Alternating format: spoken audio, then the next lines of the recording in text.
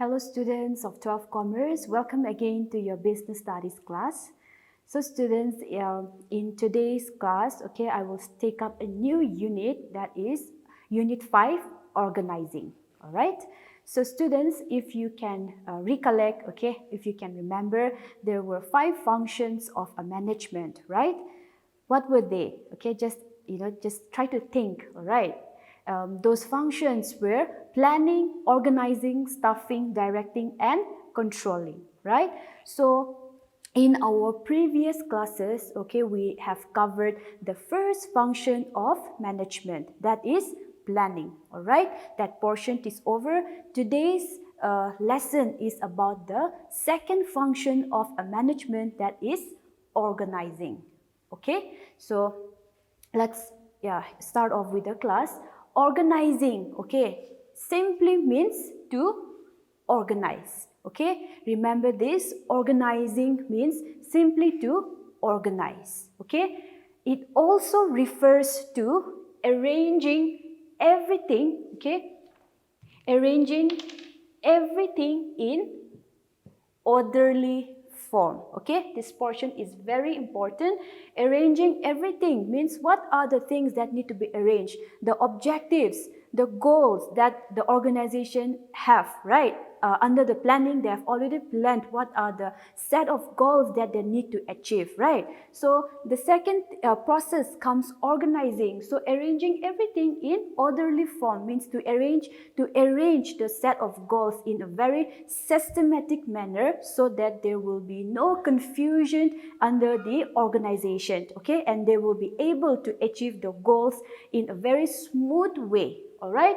And making more efficient use of resources, so whenever under an organization, when they are well planned, and well organized, the organization will definitely able to use full use of resources. Resources can be in terms of the funds, the money, and also in terms of the workers, all right? Everything will be, utilized in an efficient and effective manner, all right?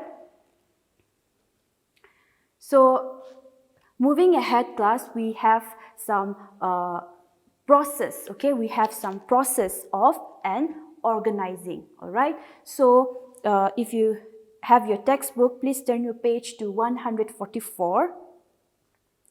There you will see 4 process of organizing. In other words, it is also known as steps of organizing, Number 1, let's have a look at it. Number 1 is identification and division of work, right? I repeat, identification and division of work.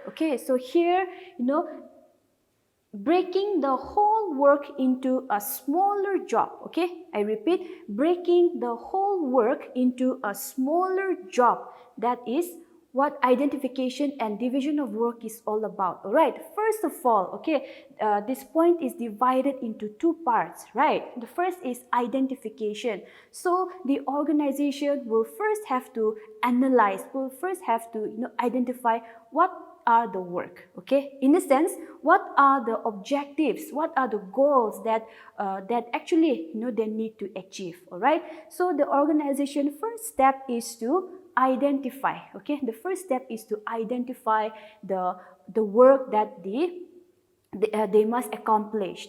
The second part is the division of work, right? So division of work, probably, the managers will divide the works to the employees, where they need to work, what kind of work they need to do, how, when, who, right? All these things, comes under this division of work, all right? So let me just give you a very simple example of this identification and division of work, all right? Say under an organization, there are 4 people, 4 people working under a same organization. So let's, put it that, those persons are working under a bank, all right? So Mr.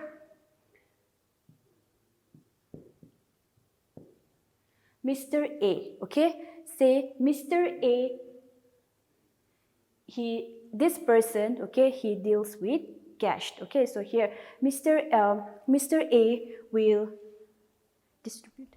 Mr. A is in charge of distributing. Mr. A is in charge of distributing the cash. Distributing cash. And Mr. B is in charge of collecting cash.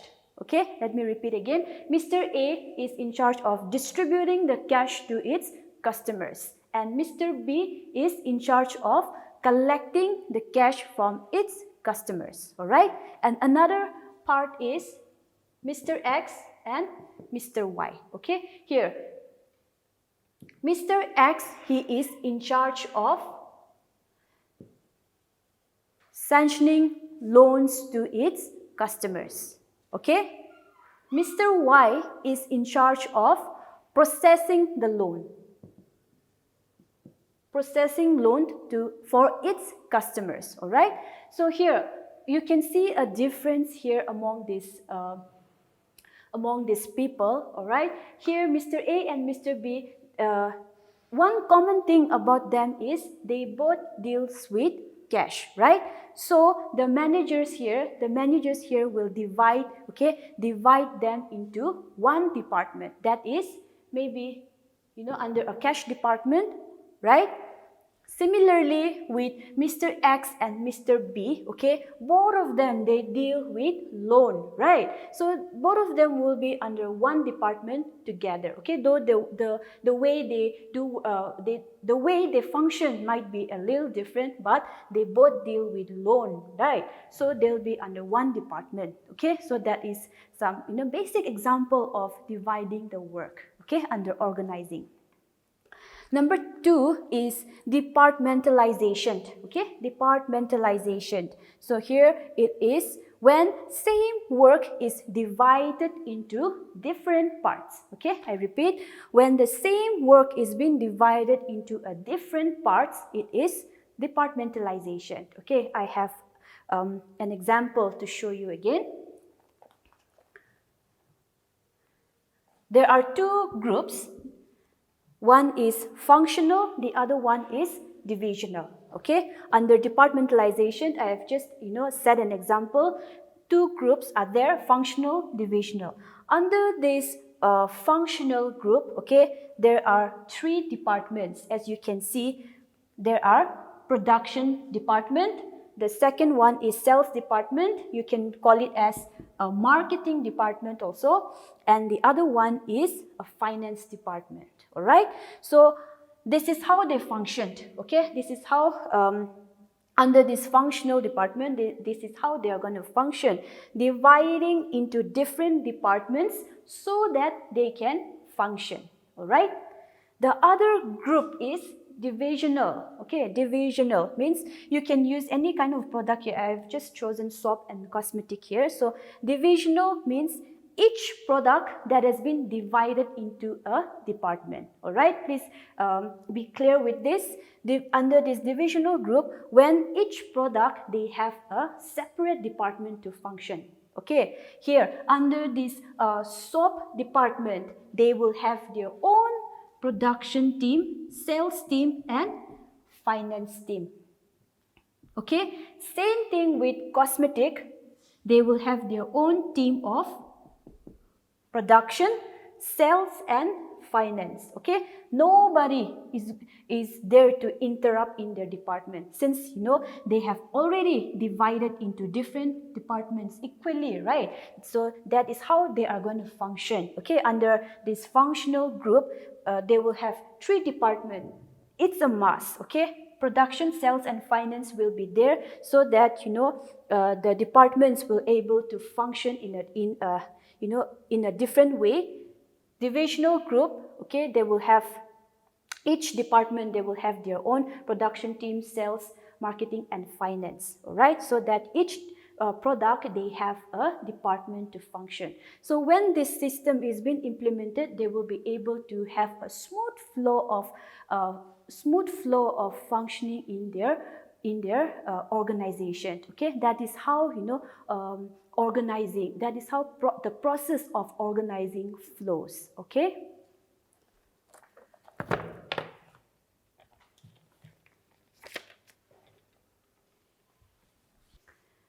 The next point that we have is assignment of duties. Okay, assignment of duties is very simple. It is according to the skills and the development. Okay, skills and the development of a certain employees. All right, so according to their qualifications, according to their qualifications or the skills that they have, okay, they will be selected for a certain kind of job. Okay, that is what assignment of duty means. The managers will decide. Okay, the managers will decide, okay, who will work in which department, okay, according to the qualifications and the development, okay, development potential that they have to work. The managers will divide each of them into different departments. All right, that is assignment of duties. Number 4, establishing reporting relationship. Okay, establishing reporting relationship. It means who will report to whom. Okay, who will report to whom. So this point, basically it is talking about the employees giving feedbacks to their subordinates. Okay, I'm sorry, to the superiors. The employees reporting, okay, reporting the feedbacks to their superiors. All right, how their work have been, whether they were able to achieve the target that they have been assigned to or no. All right, so establishing reporting relationship, it's all about who is going to report to whom. So the subordinates will report to their superiors of the works that they have assigned by the managers. Okay, so these are some of the process that needs to be implemented, okay, under the organizing. All right, next topic is importance of organizing. Okay, importance of organizing. There are 7 points that has been mentioned in your textbook. The first point is benefits of specialization. Okay, so here when a person, okay, when a person is been equipped and that person is working in a particular department for a very long period of time. Okay, in that way that person is able to learn more, okay, to develop more and to grow more in the certain department that he has been placed. All right, so organization, organization is all about organizing things in a systematic manner, right? So when the managers, they are able to organize things in a systematic manner, the ones who are working under this department, they are also able to understand better, and they also specialize in the certain jobs that they have been assigned. Number 2 is clarity in working relationships. Okay, here this relationship is referring to the relationship of the management and the workers. All right, when under an organization, when things are being so organized, the relationship between the workers and the management are going to be transparent, and it's going to be very good. Okay, because the work system is very clear from the beginning itself, right? There will be no confusion among them. Okay, so when their work is transparent, it will automatically bring fruit in their organization. Fruit as in they will be able to work together freely and also able to achieve the targeted goals that they have assigned. Okay.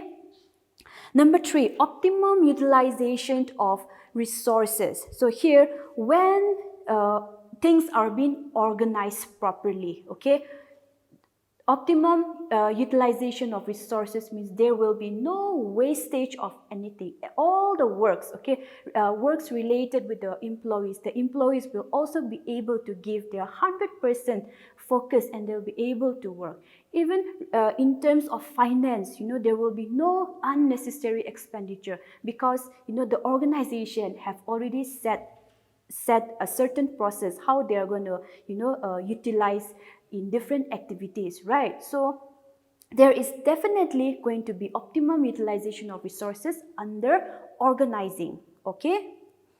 Number 4 is adaptation to changes. So here, through organizing, okay, business enterprises, they are able to adapt to changes, okay. Whenever the organization, they want to build up and put up some different changes in their organization, these business enterprises are, they can freely adapt to it, okay, because it has been, already set, it has been already organized in a proper way.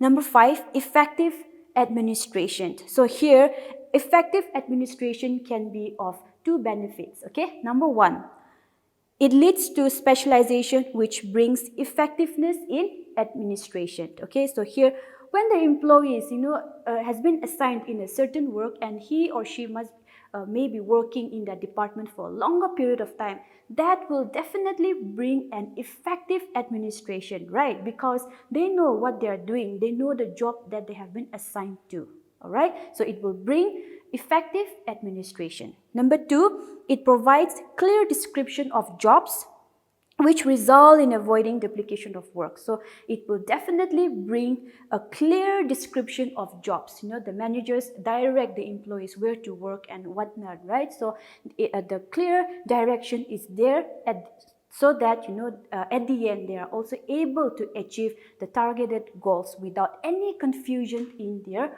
organization. Number 6, development of personnel. Here, development of personnel is very simple.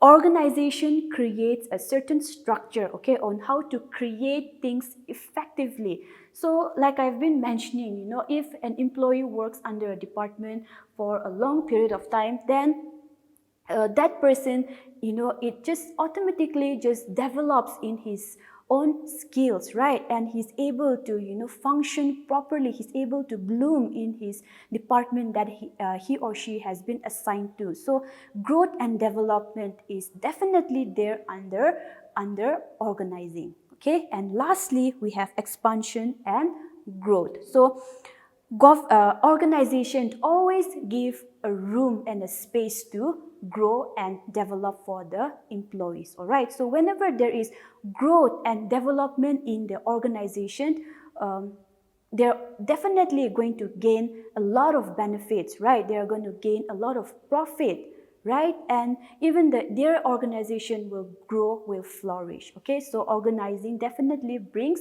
growth and development in their organization, okay? Thank you.